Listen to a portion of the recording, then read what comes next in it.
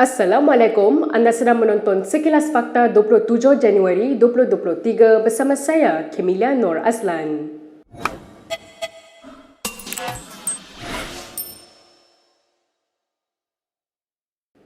Timbalan Presiden Bersatu Ahmad Faizal Azumu mencadangkan Ahmad Zahid Hamidi direhatkan dari tugas TPM sementara menunggu keputusan kesnya. Menurut Faizal, tindakan itu merupakan pendekatan terbaik yang boleh diambil oleh Perdana Menteri Anwar Ibrahim. Selain itu, kata Faizal lagi, jawatan Zahid dalam kerajaan semasa dia menjalani prosiding rasuah memberi tekanan yang tidak wajar kepada mahkamah. Dalam satu kenyataan media, Faizal menegaskan permohonan Zahid yang memetik kepentingan negara turut memberi tekanan kepada hakim yang mendengar kes sekaligus akan menjejaskan prosiding kes.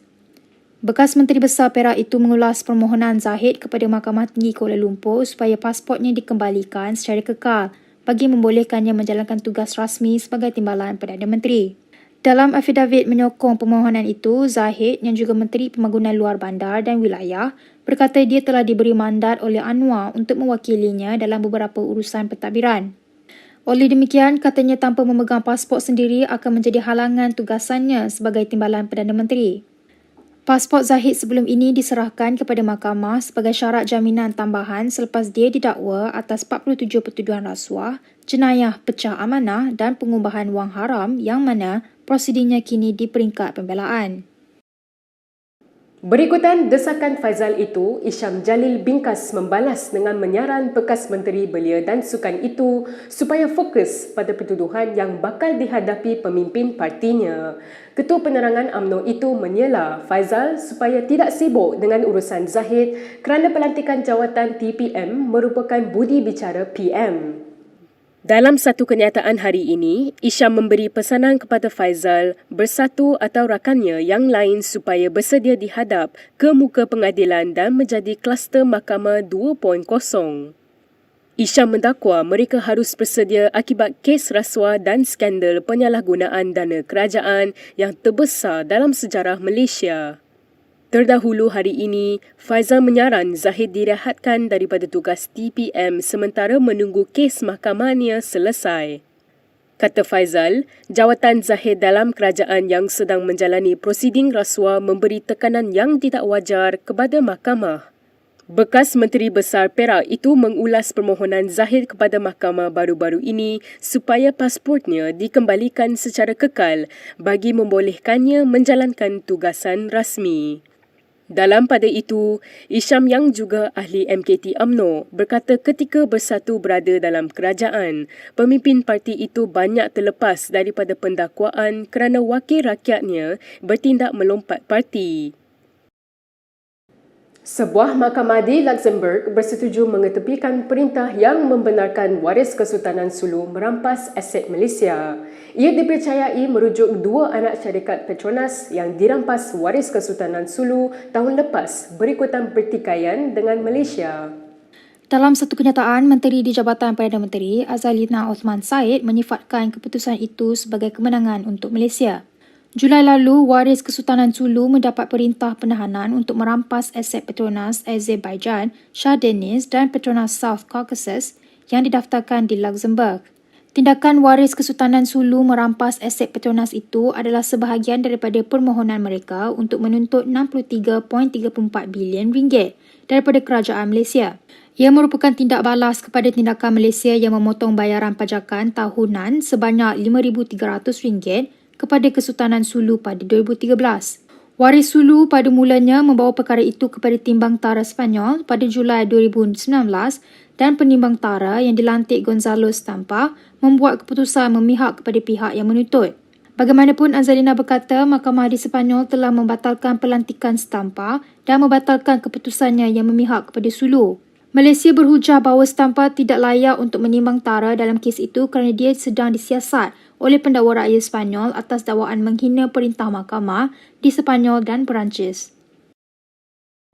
Berita seterusnya, Khari Jamaluddin tidak terkejut sekiranya digantung maupun dipecat UMNO dalam mesyuarat MKT malam ini walaupun tidak melalui lembaga disiplin. Menurut Khari, terdapat beberapa pemimpin sebelum ini juga digantung oleh parti menerusi keputusan MKT tanpa berpeluang pertahan diri. Memetik laporan utusan Malaysia, bekas Ketua Pemuda UMNO itu memaklumkan setakat ini, beliau masih belum menerima sebarang komunikasi dari lembaga disiplin untuk memberi keterangan atau alasan mengapa beliau perlu dipecat maupun digantung. Tambah kali lagi, proses berkaitan disiplin perlu melalui lembaga disiplin, namun menurutnya MKT banyak buat keputusan tanpa melalui lembaga itu dengan memetik contoh bekas ahli MKT Tajuddin Abdul Rahman dan Ketua UMNO Al-Usta Muhammad Yusof Ismail yang terus digantung. Mengulas lanjut tentang kemungkinan berdepan pergantungan, Khairi berkata beliau menunggu sehingga keputusan dibuat. Selain menegaskan sebarang tindakan disiplin ahli mestilah melalui lembaga disiplin. Semalam, Presiden UMNO Ahmad Zahid Hamidi berkata bukan soal status Khairi sahaja yang akan dibincangkan, malah nasib beberapa individu lain yang dilihat mensabotaj parti pada PRU 15 turut akan diputuskan MKT. Ditanya pemberita berapa ramai pemimpin atau ahli UMNO yang bakal dipecat atau digantung, Zahid berkata ini akan didedahkan selepas mesyuarat MKT. Pertikaman lidah antara pemimpin UMNO dan PAS berterusan berhubung isu pemberian wang tunai kepada pengundi semasa PRU 15 lalu. Timbalan Pengerusi UMNO Johor, Nur Jaslan Muhammad, menyifatkan Abdul Hadi Awang mengalami kemurungan politik yang melampau selepas mengatakan pemberian wang kepada pengundi sebagai sedekah. Kenyataan Nur Jazlan yang dimuat naik di Facebook bagaimanapun dibidas Ketua Pemuda PAS Ahmad Fadli Syahari yang mendakwa bekas ahli Parlimen Pulau itu sebenarnya mengalami gangguan mental. Fadli yang membalas di Facebooknya berkata Nur Jazlan terpaksa menongkar arus dengan menjadi penyokong tegar Presiden UMNO Ahmad Zahid Hamidi. Ini walaupun kata Fadli Menteri Besar Johor, On Hafiz sendiri meminta Zahid supaya berundur dan Pengerusi UMNO Johor, Hasni Muhammad setuju agar jawatan Presiden dan Timbalan Presiden UMNO dipertandingkan. Sebelum ini, On menggesa Zahid berundur berikutan prestasi buruk BN pada PRU lalu, manakala Hasni meminta dua jawatan tertinggi dalam UMNO dipertandingkan. Ahad lalu, Zahid menggelar Hadi sebagai hipokrit berkenaan isu pemberian wang kepada pengundi. Dia juga menggelar Hadi sebagai ulama politik dan memintanya supaya tidak menukar fatwa sesuka hati.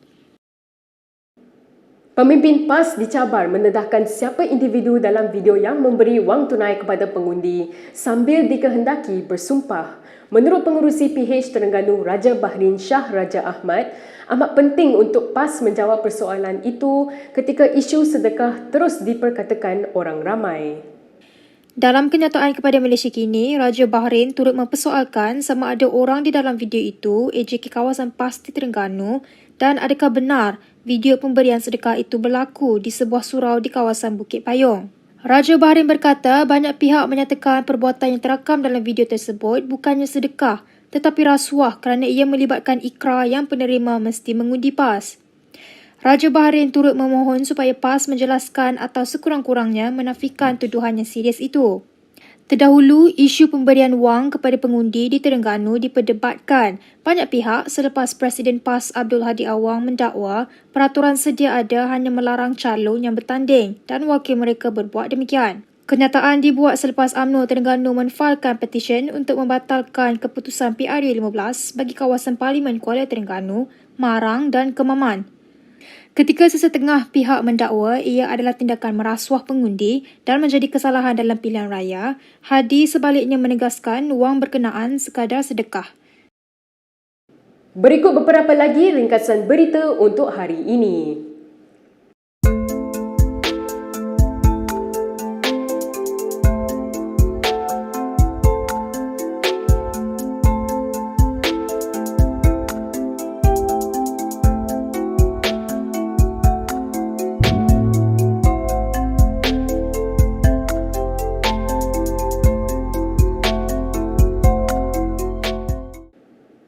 Sekian sahaja daripada saya, Kemilia Nur Azlan untuk Sekilas Fakta. Untuk lebih banyak berita, anda boleh melayari kinitv.com. Anda juga boleh mengikuti kami di Instagram, Twitter, YouTube dan Facebook. Salam hormat dan jumpa lagi.